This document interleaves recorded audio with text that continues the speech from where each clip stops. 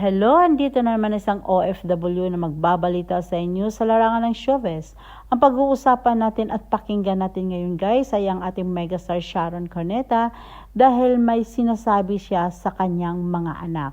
Sina Casey Concepcion, Frankie, Mel at ang kanyang nag-iisang anak na lalaki na si Miguel. Pakinggan natin guys kung ano yung mga sinasabi ni Sharon Cuneta patungkol sa kanyang mga anak. Kay Casey at sa kay Mel, kay Miguel, hindi ako nagkulang sa pagmamahal. Paalala.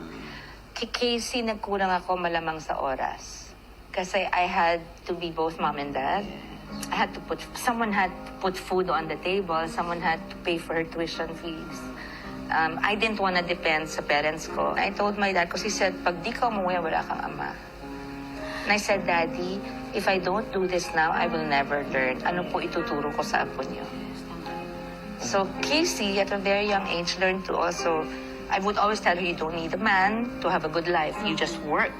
So you have something to, so very early on gusto niya. But I was so overprotective also of Casey. Remember, halos hindi ko ipakita in public nung medyo nag-13 na, 14, yung marami ng offers na, no, let her finish muna, let her finish. I was so scared.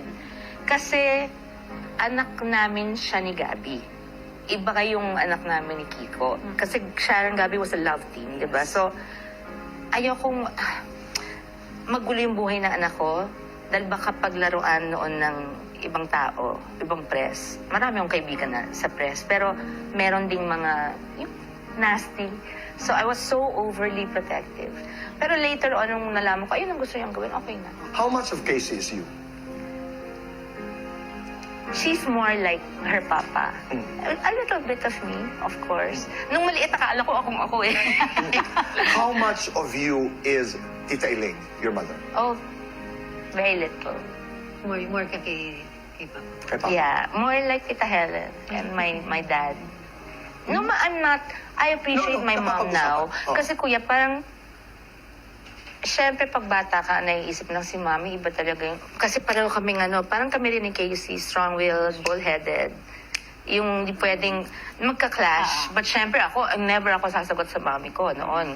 Well, mom was more emotional and I see bakit now that I'm older. Okay. Yung mga pinagdaanan din niya, suddenly I put myself in her shoes one day. And I said, oh my God, it's not like my dad was so perfect. Yes. Whatever it is, mamahalin mo ang daddy at mami mo. Oo naman. Pero I put myself in my mom's shoes and I thought of everything she had to endure also. Being a mistress. You know, she wasn't the first wife. Yeah. Before her, there were 7 other families pa. Yeah. After daddy's first wife, who was such a good woman. So yun ang mga kwento ni Sharon Cuneta sa kanyang buhay at buhay ng kanyang mga anak. So hindi talaga perfecto ang bawat buhay.